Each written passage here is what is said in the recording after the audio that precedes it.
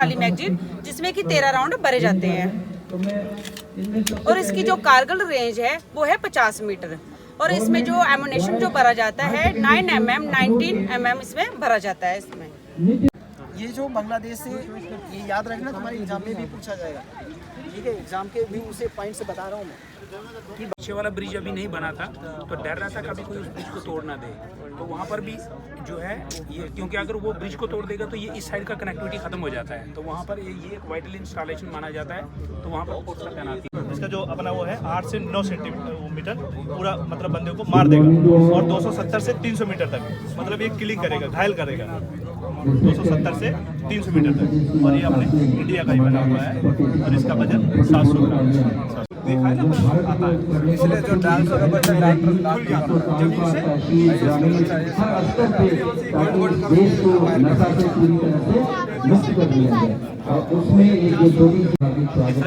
Israel का बना हुआ है। हाँ, ये जो सही लग रहा था वो भारत माता की, भारत माता की आवाज आई नहीं बच्चों, लग रहा है आज आपको ब्रेकफास्ट नहीं मिला है।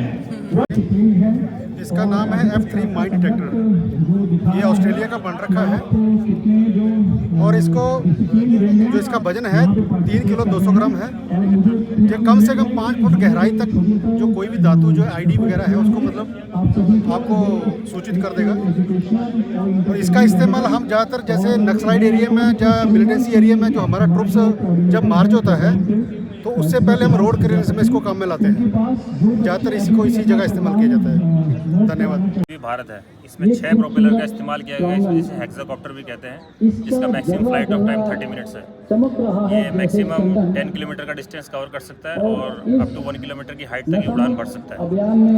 स्पोर्ट्स ड्रोन है, ये मोस्टली रेसिंग के लिए यूज़ किया जाता है लेकिन फोर्स में इसको सर्विलेंस के लिए यूज़ किया जा रहा है। इसमें सेफ्टी फीचर्स के लिए ऑप्टिकल सेंसर्स लगे हुए हैं। यदि उड़ान के दौरान इसके सामने कोई ऑब्जेक्ट आता है तो 5 मीटर की डिस्टेंस से उस ऑब्जेक्ट को सेंस कर लेता है और ड्रोन के मूवमेंट को वहीं स्टॉप कर देता है। ये ड्रोन है MR5, इसको टोटल प्रोपेलर 8 प्रोपेलर इसको कहते हैं ऑक्टोकॉप्टर। इसका डे और नाइट सर्वेलेंस इस्तेमाल करते हैं।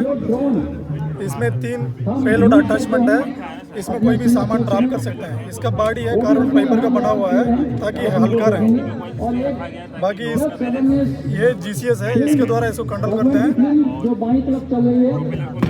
ये इंफ्रारेड नाइट बेस्ड कैमरा है, रात के लिए इस्तेमाल करने के लिए इसको इस्तेमाल करते हैं। इसका वेट है 13.5 किलो है, रेंज है 15 किलोमीटर तक दूर भेज सकता है।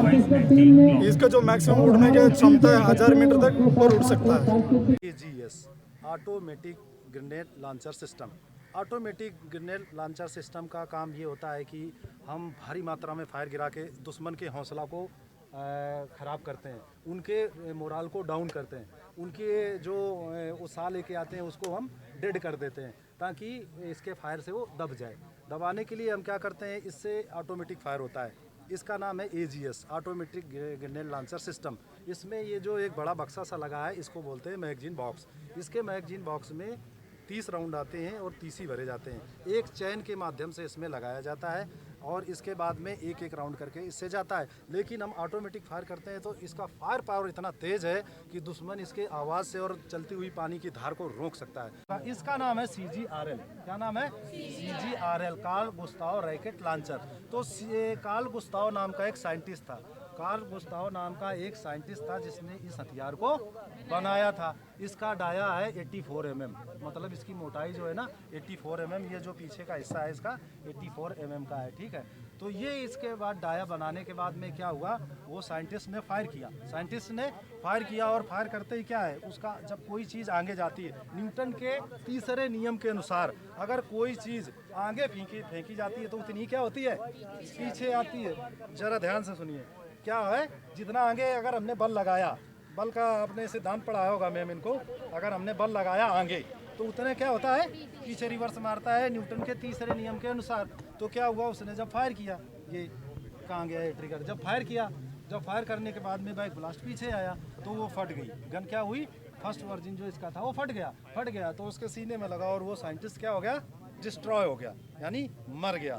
मरने के बाद में अब उसकी एक सिस्टर थी, सिस्टर देखती रहती थी हमारा भाई इंजीनियर तो सिस्टर भी इंजीनियर हो है कि नहीं। अब जैसे कोई रिसर्च कर रहा है किसी का भाई पापा, तो बच्चियां क्या देखती रहती हैं। और सबसे ज़्यादा कवरिंग पावर किसके अंदर होता है मैम? बच्चों के अंदर, क्योंकि उनका जो मन है ना वो कोरा होता है, ठीक है ना, इसलिए उनका कैचिंग पावर बहुत ज़्यादा होता है। तो उसने स्कैन किया था कि हमारा भाई जो मरा है तो वो तो फायर से तो मर गया है, क्योंकि इसका धक्का लगा और धक्का लगने से वो मर गया, बैक ब्लास्ट था नहीं। इसको नाम बना दिया वेंचुरी, हाँ सर्च शुरू कर दिया। और उसने बैक ब्लास्ट, तो जितना हमने फायर किया तो ये राउंड है, ये राउंड आगे चला गया और वेंचुरी जो थी ना, वेंचुरी के माध्यम से पीछे निकल गया 15 मीटर तक। जब 15 मीटर तक जब पीछे निकल गया तो क्या हो गया फ्री हो गया है। फिर इसका धक्का खत्म हो गया। इसका धक्का खत्म होने के बाद में सबसे ज़्यादा नाम किसने कमाया? वेंचुरी ने। किसने नाम कमाया? जिस तरह से हमें उम्मीद है तुम लोग भी एक दिन इसी तरह से नाम कमाओगे। क्या करोगे? तुम भी नाम का उम्मीद करूं मैं। अपने लिए तालियां बजाओ एक बार, ठीक है। उसका एक्सचेंज में ये आ रहा है सर, इसका नाम Bareta 9mm Bareta MX4 storm made in Italy का है। इसके अंदर 9mm कॉम्बिनेशन फायर किया जाता है, जो कि सर इसका जो रेंज है 100 मीटर है। इसका वजन है 2.48 kg। इसके ऊपर जो ये रेल लगा हुआ है, इसको बोलता है पिकेट एंड रेल, इसको साइड लगाने में काम आता है, इस्तेमाल किया जाता है। तो अभी हम बच्चों के और प्रोग्राम है 4 किलो 18 ग्राम।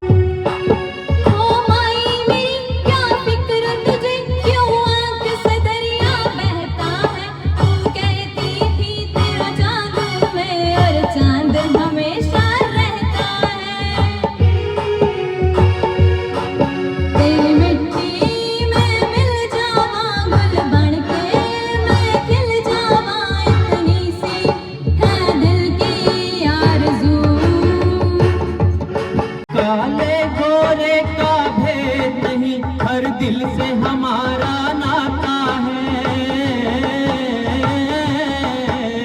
हो कुछ और नाता हो हमको, हमें प्यार निभाना आता है। हो जिसे मान चुकी सारी दुनिया, हो जिसे मान चुकी सारी दुनिया, मैं बात वही दोहराता हूँ। भारत का रहने वाला हूँ, भारत की बात सुनाता हूँ। है प्रीत यहाँ की सदा। सरसों से भरे खलियान मेरे, जहाँ झूम के बंगड़ा पा न सका। आबाद रहे वो गाँव मेरा, जहाँ लौट के वापस जा न सका। ओ वतनावे मेरे वतनावे, तेरा मेरा प्यार निराला था। कुर्बान हुआ तेरी असमत पे, मैं कितना नसीबा वाला था। फिर मिट्टी में मिल जावा दिल बन के, मैं खिल जावा, इतनी सी है दिल की आरज़ू। संतन हाँ शाबाश, लीजा बैठो हाँ शाबाश, लीजा गुड मॉर्निंग डाउन शाबाश। ये है basic obedience. Lisa and set शाबाश, लीजा बोलो विच जंप,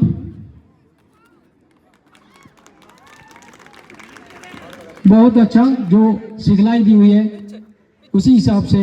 और जो एक डंबल पकड़ा है वो इसके मुंह में, उसके हैंडलर ने, वो तब तक इस डंबल को नहीं छोड़ती जब तक कोई उसके हैंडलर का इशारा ना हो। इस तरह से पालन करती है, देखिए।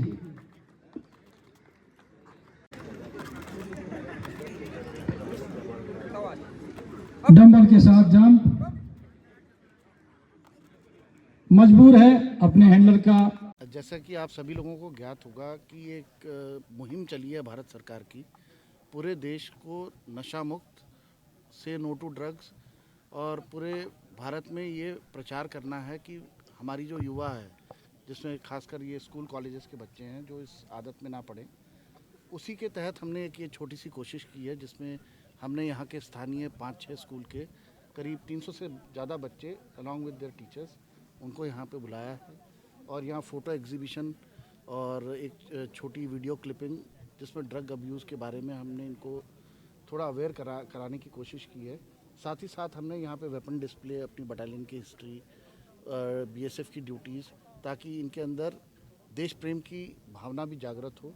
एक छोटी सी हमारी 46 बटालियन की तरफ से एक कोशिश थी। बॉर्डर पर भी आपके द्वारा medical camp plus blood donation camp भी लगाए जाते हैं, तो इस तरह का अभियान आगे भी चलता रहेगा? हाँ जी, भारत सरकार की ही ये पॉलिसी है कि जितने भी बॉर्डर विलेजेस हैं हमारे, सिविक एक्शन प्रोग्राम के तहत हमें जो फंड्स मिलते हैं ताकि हम बॉर्डर पॉपुलेशन को मुख्य धारा से भी जोड़ सकें और जो हम भारत सरकार के जो प्रोग्राम्स लाती है भारत सरकार, वो हम बॉर्डर पॉपुलेशन तक पहुंचा सकें। सर, युवा वर्ग को क्या कहेंगे? जिस तरह से नशे की और युवा वर्ग इस पर जा रहा है, तो युवाओं को अपनी तरफ से क्या संदेश देना चाहेंगे? मैं यही कहूँगा, जैसे युवा है, स्कूल में पढ़ता है, कॉलेज जाता है, एक बचपना होता है, तो बचपना में गलत राह नहीं चुननी है।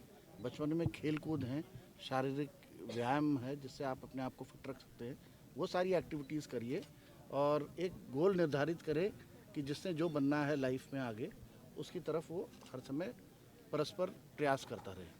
Thank you sir, thank you.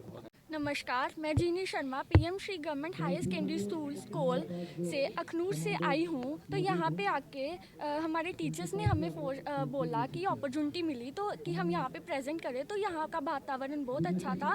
फ़िलहाल की जो वो बता रहे थे कि किस तरीके से वेपन्स कैसे काम करते हैं, कौन सी रेंज तक का, उन्होंने भी हमें बहुत अच्छे से बताया। और इधर मेरे को मंच पे बोलने का मौका मिला नशा मुक्त भारत अभियान पे। तो मैं ये कहना चाहती हूँ कि हमें अच्छी पोस्ट मिल सकती है अगर हम नशे से दूर रहें। सबसे पहले तो मैं बीएसएफ का थैंक्स बोलना चाहूँगी कि उन्होंने हमें इनवाइट किया, कि हमें ऐसा एनवायरनमेंट देखने को मिला। हमें उनका एटीट्यूड सबसे ज़्यादा पसंद आया, जिस तरीके से वो हमें अलग अलग चीज़ें दिखा रहे थे, हमें अच्छे से उन्होंने बहुत कुछ एक्सप्लेन किया। सबसे पहले उन्होंने हमें एनिमेटेड एक मूवी दिखाई ड्रग्स के रिलेटेड। उससे हमें रियलाइज़ हुआ कि सरकार ने तो अपना पूरा आगे से मोटिव दिया है कि हमें ड्रग्स से दूर रहना, लेकिन अंदर ही हमारी भी रिस्पॉन्सिबिलिटी है। जब तक हम ही इसको इस धारणा को नहीं चलाएंगे, तब तक कंट्री तो आगे बढ़ ही नहीं सकती, जब तक हम ही नहीं चलेंगे। तो सबसे पहले तो हमें खुद में चेंज लाना, अगर हमें वर्ल्ड में चेंज लाना है तो सबसे पहले तो हमें खुद पे ही चेंज लाना ही पड़ेगा। तो कैसा एक्सपीरियंस रहा आपका यहाँ पे सभी स्टूडेंट्स का? ये तो बहुत ही अच्छा था। तो क्या कहना चाहेंगे सीमा सुरक्षा बल को आप इस कार्य के लिए? कि हम उनसे थैंकफुल हैं कि उन्होंने हमें इनवाइट किया, इतनी बढ़िया उन्होंने हमें अपॉर्चुनिटी दी, इतना कुछ हमें उन्होंने दिखाया, एक्सप्लेन किया, तो उसके लिए I am really very thankful.